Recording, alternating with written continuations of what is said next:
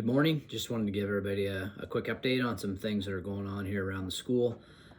Facilities update. Our team met last week with representatives from Piper Sandler and our current architectural firm, FRK, just to review processes for what it looks like to go through a building project, and then also the amount of funds that we would have available as a district.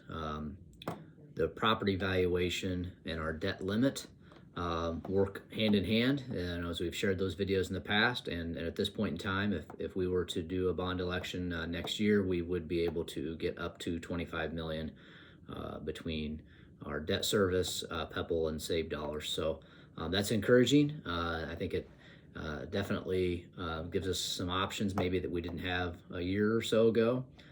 So we'll continue to meet with that group and in the future be making some decisions on what that project may be. Prior to doing any building project, there are two things that you'll be hearing a lot about that we need to get voter approval on. One is a revenue purpose statement, which basically just gives us the authority to spend funds on a project. We need to update that before we move forward. And then secondly, we have a voter approved PEPAL, physical plant and equipment levy, for $1.34 that we've had for decades.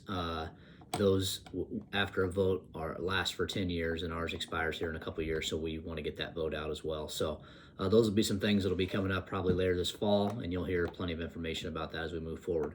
Our next meeting is in June, and we'll start getting a few more things hammered out. Also, SIAC meeting is next week. We'll meet with them next Wednesday night.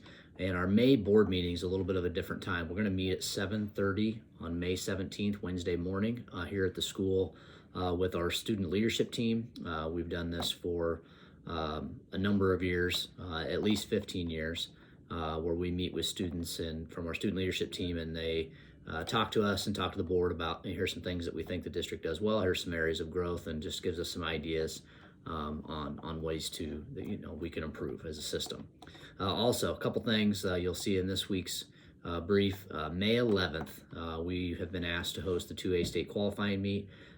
Because of the start time of the meet and how many teams are involved and what time they arrive, it's just logistically very difficult for us to have a normal dismissal time.